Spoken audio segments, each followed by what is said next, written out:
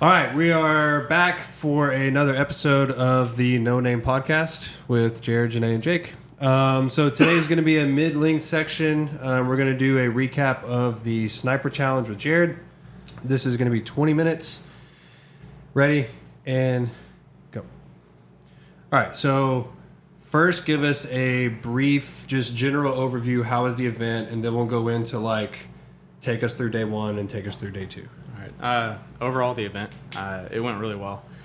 The logistics of everything went the timing of the groups ahead of us were always leaving the stage when we were getting there. So there was never a time where we were caught in limbo. I think over the first day, maybe we got to a stage and there was 2 or 3 shooters that still needed to shoot. But that time was almost welcome to have a little bit of time before you to organize your stuff, whatever.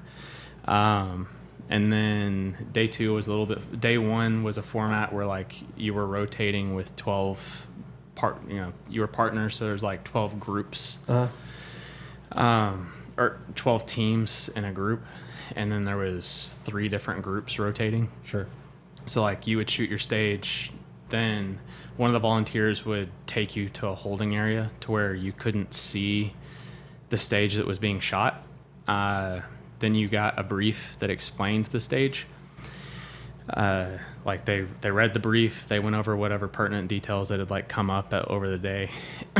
So everybody got the same brief, and then you were in a holding area where you couldn't see anything that was going on the stage. Then a volunteer would come get a team. Mm-hmm. Then you went to the secondary holding area while the team in front of you was finishing up shooting. And then sometimes you could see something that you needed to see, and they would explain you're going to shoot, you have from here to here to shoot when you're up there. Right. And then they did that on some stages.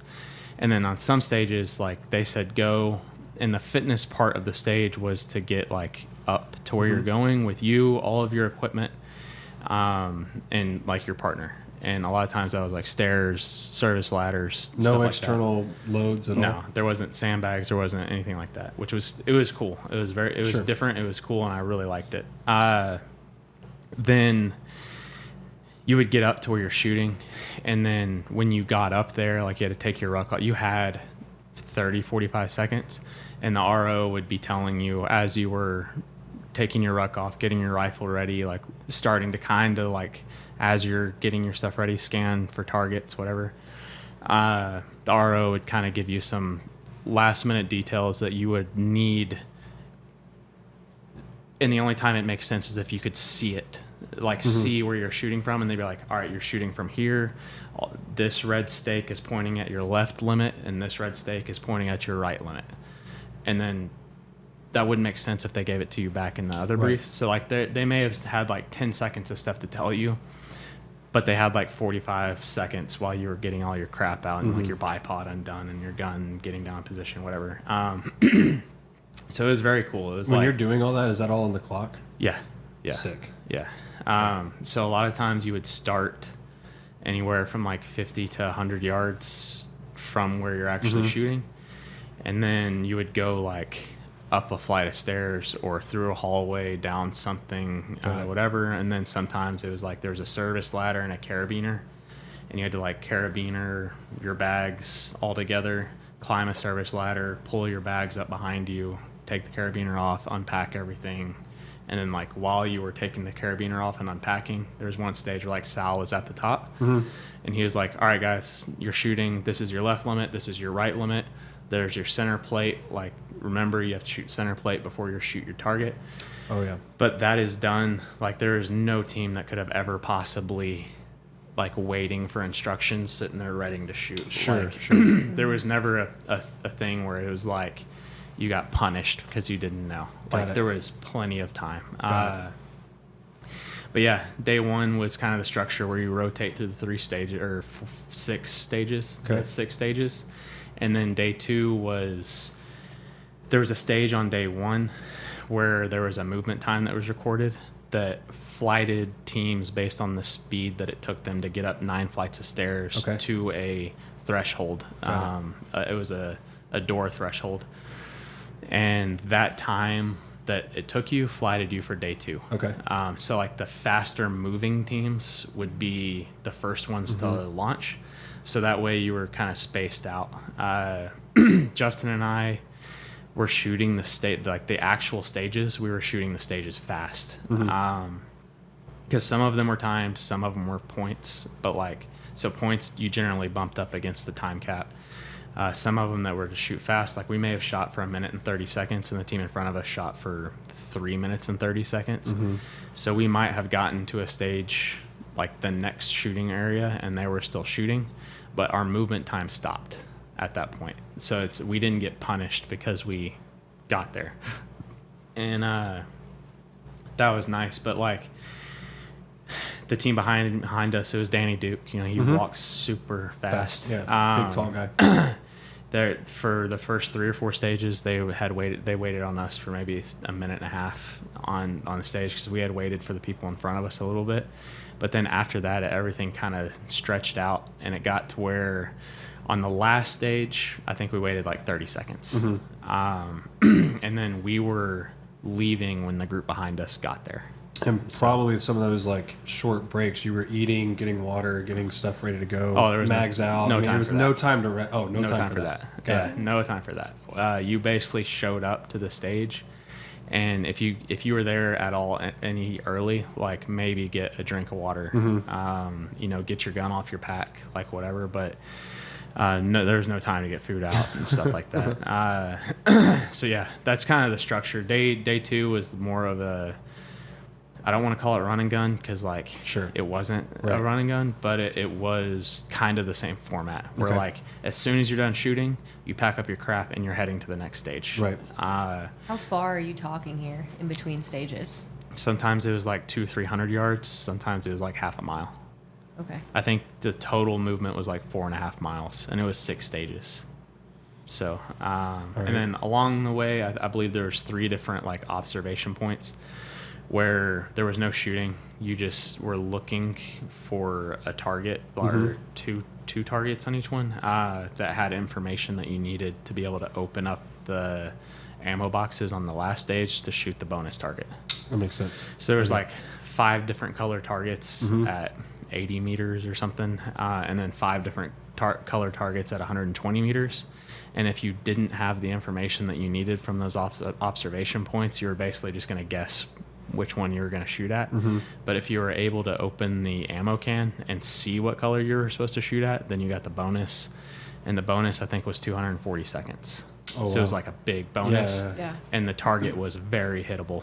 Like, oh, really? 120, that's 138 yards, I think. And it was like a 12-inch plate. Like it was basically like a plate rack. Right. So and we have guns that are designed to shoot like at that distance an inch group, you know, and then a steady place to shoot from. So it was a gimme. Like if you knew what plate to shoot, you were getting a hit unless you did something that was just like you didn't reset your turrets from the stage before, something like that. So it was cool. And it seems like a big bonus, but when you look at the total movement time, it was an appropriate bonus. Like it was worth probably 7 points, like or percent, whatever. So yeah, it was cool. Saw on the socials that they had moving targets. Tell us about those. Justin and I had shot those before, not the one in the car, but Justin and I had shot those before at Mammoth. And man, there's like a scientific way to approach it, or there's just like the gunslinger way to approach Kentucky it. windage, pull over and start waylaying on the trigger. Like knowing the way that Justin and I shoot, we approached it the gunslinger way. Like aim at the target, pull the trigger, see where it landed, adjust off that, and keep pulling the trigger. Right. But there was a mover at mid 600s. Boy. Then there was 2 movers just over 100 yards, and I didn't see it because I was dumb, and I had the previous stage I had spotted for Justin. So I had my scope on like 24 power. So I was looking through like a straw at that point. And I didn't see it, but there was another target out there like 7 something, and Justin saw it and shot at it and never said anything to me about it. I told him after the stage, I was like, you shot at it and you missed it. And the reason why you didn't tell me that it was out there is because you didn't want me to hit it, and then me give you shit for the rest of the day about me hitting the target and you. But anyway, I mean, it was like, it's part of it, communication. Right. Like, you got to talk. Yeah. So, How was the communication overall? So the thing, me and Justin both know what's going on. Right. And So y'all probably have less communication than like very little communication. than other between us. teams would need. Right. Right. And almost very little. to a detriment sometimes, because there's a lot of assumptions between us. Like Yeah.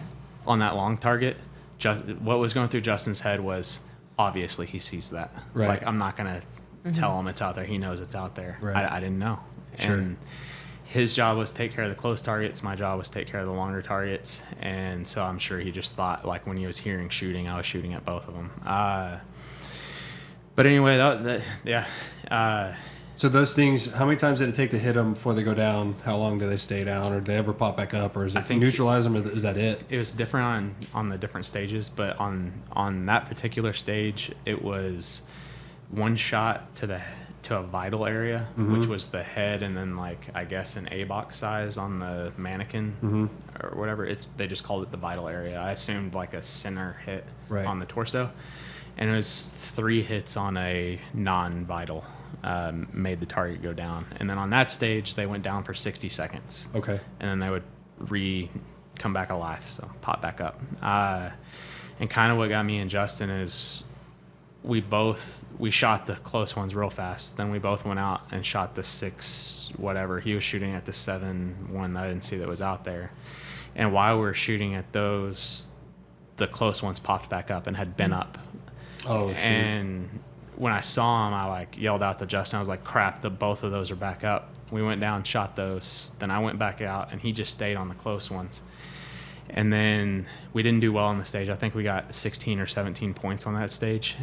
But as the timer was going off, both those close ones popped back up. So, like, it got us. Like, we didn't plan that one out very well. But overall, still the same thing. Like, we should have went into it with a better plan. Right. So I think Justin and I both shoot to a really high level, but that was not our, like, we were in an element that was not ours. Sure. Right? Like, if you go to like a 3-gun action shooting long range stage, we're in our element. Right. That kind of stuff, it's like right after it was done, it was like, crap, we made a mistake. Like, we'll never make that mistake again. But it's like one of those things where you had to go make the mistake to learn, that wasn't. And I'm assuming that was a point stage, because if they came back up, they would have to, like, getting points for every time they go down. 5 minutes to collect as many points as we could. How many were point stages versus time stages? Were they all point stages? It was 6 and 6. Okay. 6 point stages, 6 stages for time. And then the car mover was for time. Okay. And there was people out there that did like math, and like this car would pull out on a road and take a little bit of a right turn and like start coming to you, and you have to shoot the driver. And I think it was 5 points. So I think a headshot took it down, but then you had to collect 5 points on the torso. I don't know. It started out where Justin had to shoot pistol targets while I was like finishing getting up on top of this ledge. So like Justin couldn't really get up there, so I picked him up, got his stuff out there. Then like he grabbed my gun so I could get up on top. And then while I was getting on top and getting my stuff ready, he shot the pistol targets. And then as soon as the pistol targets were done, Hatcher activated the car. Then the car pulled out, and literally the car went like 6 feet. Like, because Justin was already down ready with his rifle when the car started moving. And like the second that thing popped around the corner a little bit, we probably shot 30 rounds in 3 seconds. Like it was like as fast as we could pull the trigger, and like I just aimed at the roof line and started pulling the trigger, and I was like, eventually this thing's gonna drive into the bullets. And we got lucky on our holds and smacked it pretty quick. So that was that. That sounds super fun.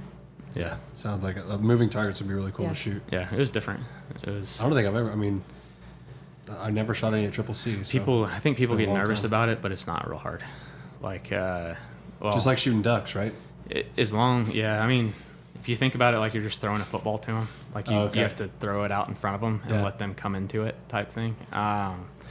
as long as you can see an impact and react off of it, you're fine. I imagine if you were in a situation where they were like daylighted behind or like skylighted behind, where there wasn't an impact zone behind them, that would get hard, because then you couldn't react. You'd have to know the math or like guess a lot until you started getting hits. Because when you hit them, I don't know if it's the bullet impact or if they're designed to do it, but like they wobble a little bit. So like you can see that you have hit it. Yeah. Right. But yeah, that's that. You got anything? I'll just keep firing them off. Keep I got going. them. Favorite stage of the weekend? Movers, that car mover. I'm That was sure. fun. I probably should ask that question first and then tell us about the movers. But. Sal had a stage on day 2 that was really fun. It was like a pistol action shooting, and then we went into rifle. I missed a triangle target from 40 yards or whatever. The zone, so like it was fucking dumb. But the not the stage, me and Justin. No, Sal, your stage was weak, bro. We there was like, it was a really well designed stage, because the problem was the area that was designed for us to stand in was small, and Justin is over there just hammering big targets. He had much more targets to shoot at than I did, and then I had the triangle squares like from the the regular tactical game at probably 3 inches tall, something like that, at like 40-50 yards, and then there was a barrier where we had to shoot off a tripod. So like I was on a tripod, and when he was shooting, his butt was hitting me, and it just happened to time it perfect to like when I was breaking the shot, his butt hit me, and I went off, and it was a 30-second penalty for that miss. Oh, wow. But then I yelled at him, not nicely, like effective communication. Right. That's what I call it. But then I got the next 3, so it was good after that. And then with about 3 minutes left, biggest lessons learned over the weekend? If you see it, say something. Like there's no penalty for over communicating. So just like, even if it's blatantly obvious, you call it out.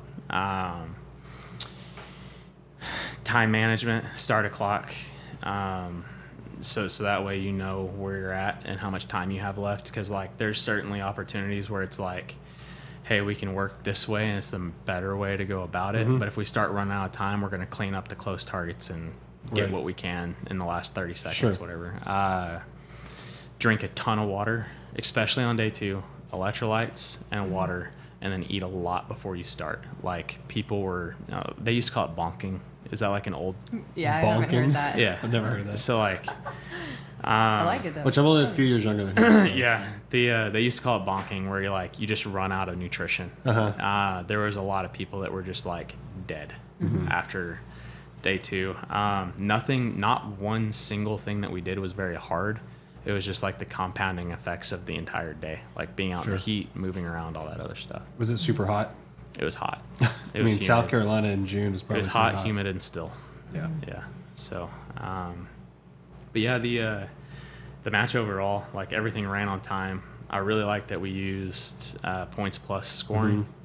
Most matches like that, like Mammoth we've been to, where like one stage will be 64 points, and then the next 3 stages combined won't be more than 30 points. So that one stage was like a quarter of the match. Right. Because it's points match. It's just a flat points match. Right. And I really liked that each stage was worth 100 points. Yeah.